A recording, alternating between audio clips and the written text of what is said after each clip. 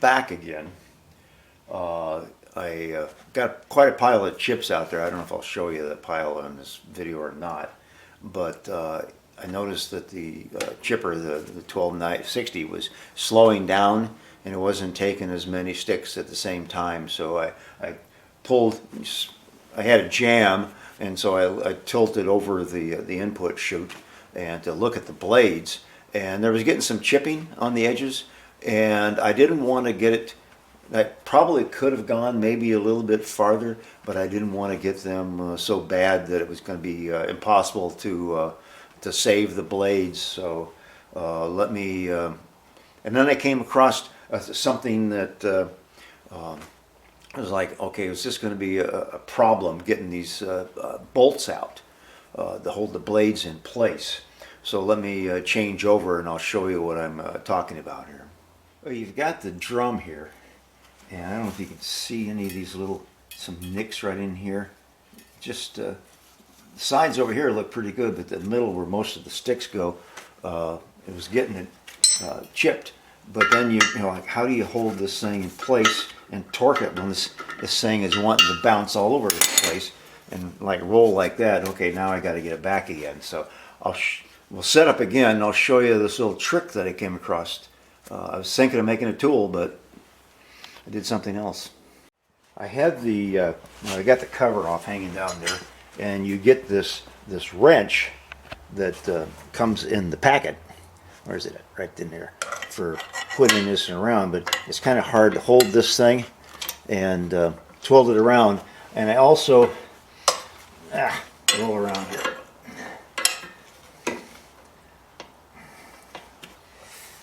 Put, I don't know if you can see it or not there. I did 2 on each side because that was the faces that the knives were on the drum. And so I did 2, and then I thought, no, how am I going to separate the ones from if they're both 2? So I put a third one over here. So now this is 2 and this is 3, even though that's knife 1, knife 2. So when I number these things, the face I'm using now will be 2s and 3s. The back faces will be 4s and 5s, and I'll stamp them on the knives when I take them off. But I found something interesting. I was going to make this jig in order to fit over it, but I thought this thing works perfect the way it is. So I drilled a hole in my tool.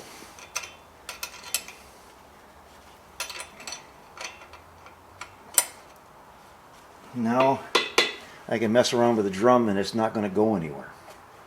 So let me set up in the drum. And if you're curious, it's a 12 millimeter hole, which is, geez, I have to look at my gauges. And it's from the face here, from that face to the center of the hole, it's 47 millimeters. So, okay, now that we've got the drum locked in place, it can't move. That's about the only motion that it gets.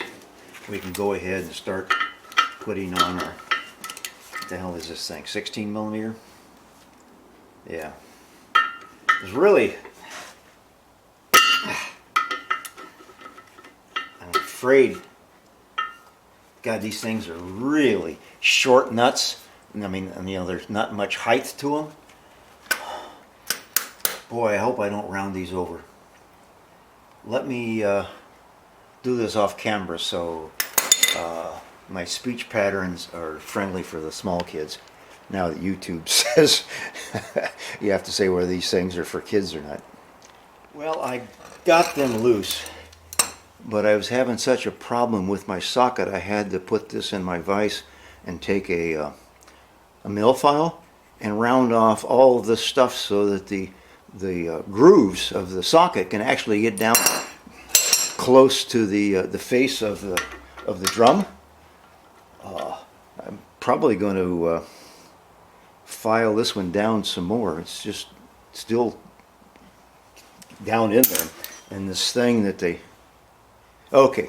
thing they sent us in the kit is flat.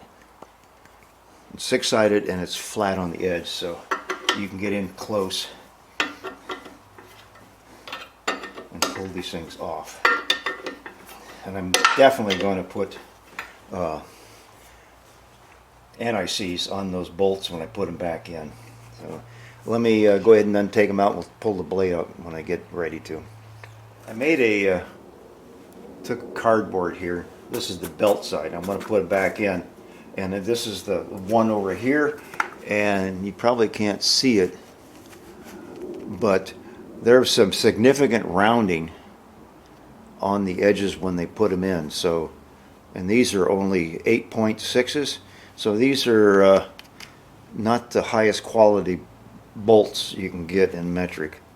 There's a little bit of something liquid in behind, so I don't know whether that's some kind of oil or what, but now we get to pull out the middle one. Okay.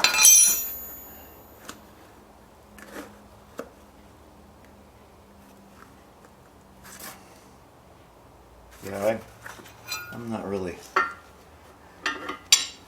enthralled with bolts that they use.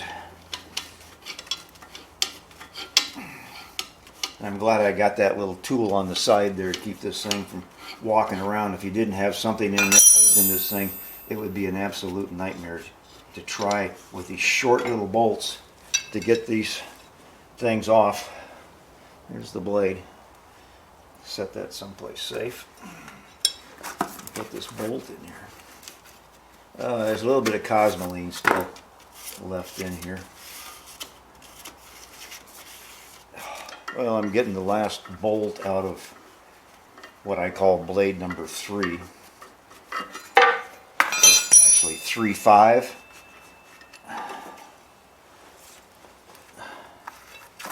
And I want to put the bolts all in the same spot, or back where they came from. I might even go get a tap, and the tap clean these things out. I'm definitely going to look for other. This nut here was almost impossible to get out, and this middle one here, there's signs of slippage on that middle one. They were tightening it down pretty bad, so I may have to get some new bolts. Just yeah, that one, the one I was having a hard time, was scored over too, or rolled over too. So let me go clean this up, and I'll show you what else I'm doing to these things while I've got them off. One of the things I did to this one, I don't know if you can see, yeah, there we go. You can see I put, with my Dremel, I ground in 2 spots there. That's the first side, and on the back side I there we go. Oh, hell of a light. I'm sorry. Where do we go here? Right here is 4 of them. There we go. You can see it right there. I'll do the same thing with this guy. This is the working face, and I will do 3 of them.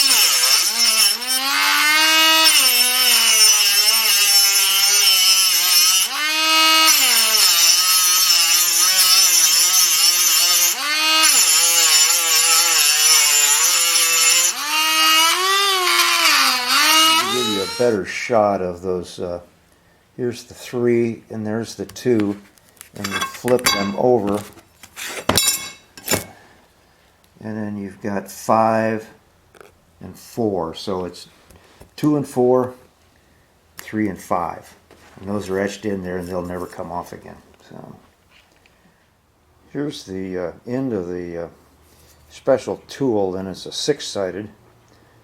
And it says on the side it's chrome palladium, but I've already put a nick in the side of the thing there from taking the bolts off the first time. So I'm not impressed with that Chinese steel. Now I don't know how many of you have, if you've got a wood or a metal lathe, I mean, you could put it in the metal lathe, but I don't have one of those, so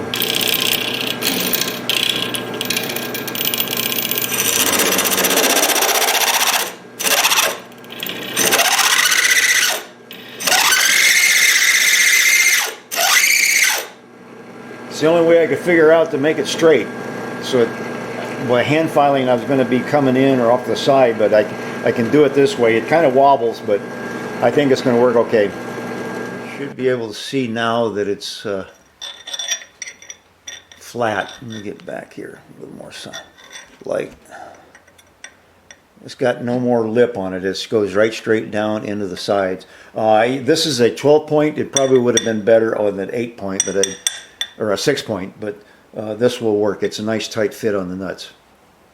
So I would recommend that as soon as you think about you're going to do work on your blades with these bolts, this is a 5/8 and it fits perfect. It's a I think 16 millimeter. Get a socket and file it down. Either do it with the file I used in my drill press, or if you have a metal lathe or a friend with a metal lathe, have them take that lip off so you get right down there flat on the surface. Otherwise you're going to be screwed every time you try to take these bolts out. If you don't mess them up trying to take them out the first time, because these guys were tight. I'm beginning to wonder. I need to call them and find out whether they use a rattle gun to put these things on. They're supposed to be 35 foot-pounds, but it's a real bear to get them off. And in fact, I showed you that T-handle tool. I couldn't get them off just by twisting them. I had to use a cheater wrench over in the ones on the left-hand side there. But it was a bear to keep it straight on the knife and be able to pull it without, a couple times it did slip, and so I was starting to wear them out. Also, I've only got not all of these bolts say it, but they're supposedly 8.8, which is the equivalent of a grade 5 in SAE. So I was kind of disappointed that they used such a soft bolt for such a critical task. You get into 10.9, which is equivalent to our grade 8 SAE. And what I've got to do here, I'm putting on I'm going to use button caps. These are 12.9. These are far superior to the grade 8 so we get. Also, I know I've having to use these kind of sockets in business before, in maintenance, that the thing that wears out is the tool and not the nut head, especially at 12.9. So I've got, if the socket tool wears out, I'll just throw it away and buy a new one. But I know I don't have to worry about these now. The heads stick up just a hair more than those flathead ones. So, but I've already stuck one in, and it has no problem with the anvil.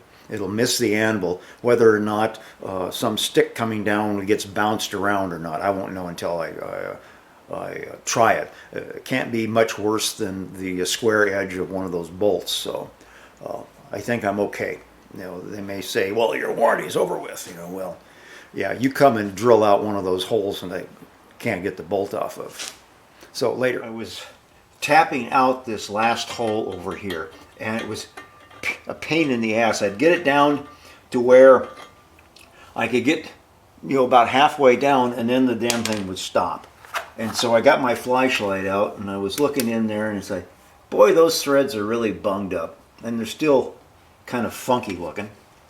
And then I got out the bolts, and this one here is the end. That one matches up, and you can't see it, but the threads on the end here are all bunged up. So this thing got crust threaded in there, and I'm pretty sure, 99% sure, that the boy at the factory was using a rattle gun on this thing to put this thing in, and he didn't care, because the nut has got a little rounding on it, not as bad as some of the other ones do, but yeah, that one was screwed up. And what I had to do was, when I was tapping it down, I put a little layer of oil between a couple of the flutes, and I'd tap it in and tap it out, and then when it came out, then I'd wipe off all the grease with the trapped metal in it so it wouldn't go back in. And I did that about 4 or 5 times until I got it all the way down to the bottom. And now it's and I had a fitting, like a little air fitting that goes on the end of my tire pump, and I was able to blow all the crap out of the holes. But yeah, they did it to me on that one, you know. So before you put yours back in, check them to make certain that they didn't mess up yours too. One of the things you want to do when you put the bolts back in after you put the anti-seize in the holes is to do them in by hand. Don't use any kind of rattle gun or wrench, powered wrench to put them in. Do it by hand. Make sure that you've got them in correctly. I've got a bigger T-handle.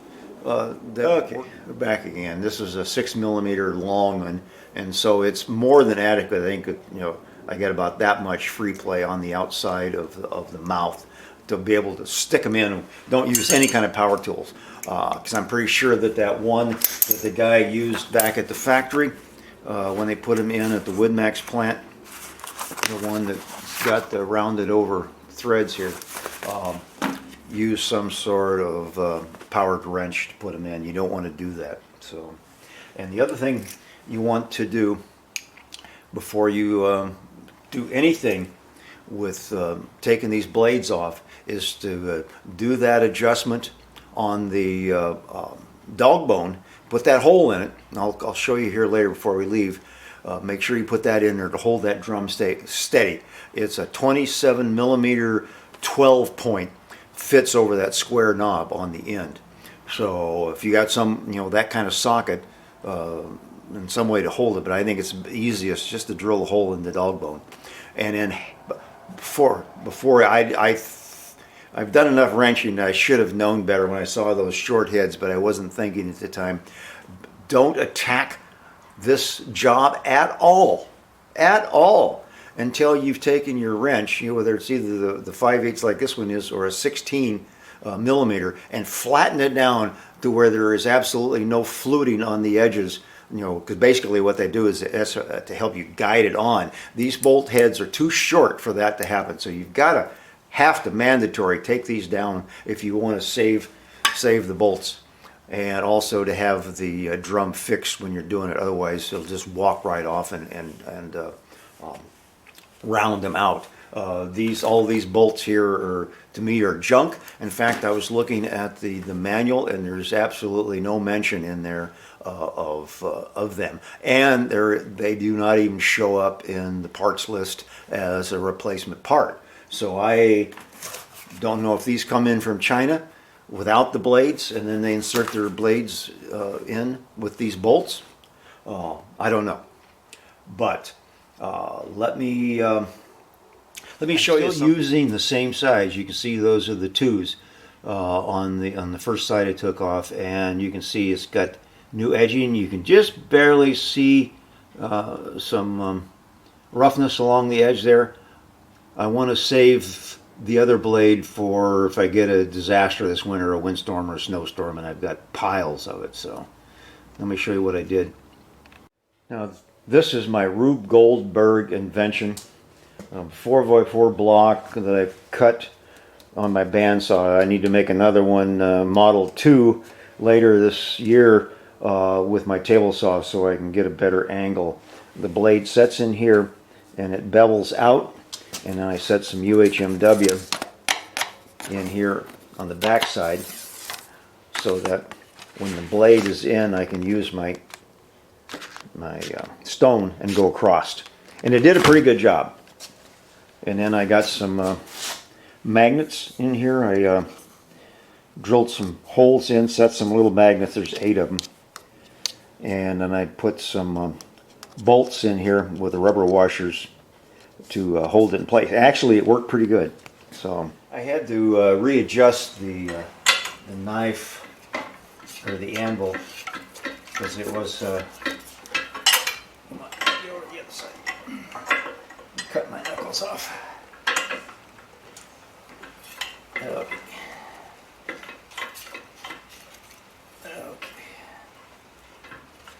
Okay, we're good. And then tighten down the bolts underneath like we did when we first set this up.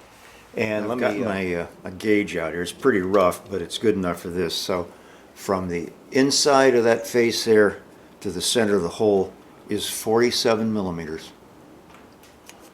And when this is a 10mm or excuse me, 12 millimeter bolts on holding the bearings down.